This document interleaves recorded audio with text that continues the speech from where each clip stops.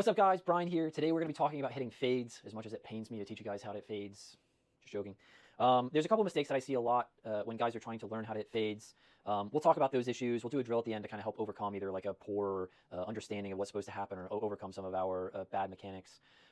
So the first instance of this, the first issue that we have is the idea of leaving the face open either becomes overly generalized or we start to accidentally reference the wrong thing. So the face absolutely must be open to the path to hit a fade, but what ends up happening is we get over the ball, we're just kind of screaming in our head to leave the face open, and it either is too open or we start to accidentally reference the target line, and that's where we try to leave the face open, and we end up getting this ball that oftentimes is very, very, very weak.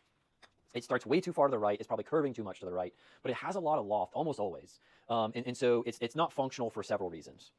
The first thing I would say to that person is you need to understand, yes, the face must be open to the path, but the face must be left of target.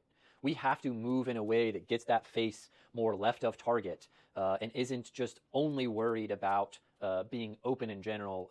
The second problem that I see is either like someone has tried to implement good information but has overgeneralized, or the information itself is overly generalized, where we're trying to rotate really hard to move path left, we're trying to rotate really hard to leave the face open, whatever it is.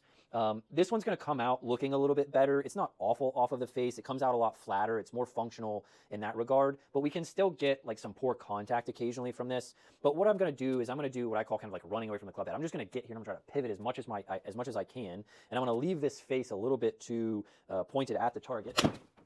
And so, you know, it's not awful looking. It's a decent looking little fade. But still, we see the ball start a little bit too close to target or even a little bit right of target. It just isn't as functional as it could be.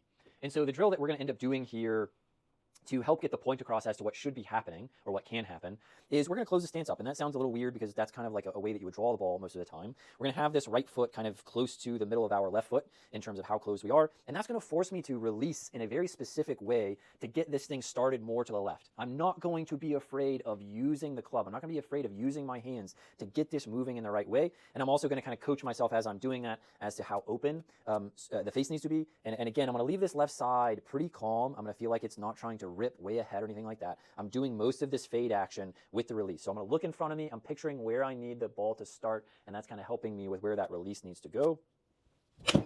And we're going to get a ball that starts left of target and is now working back again because I allowed myself to rotate the club more in front of me so that I can take it more to the left.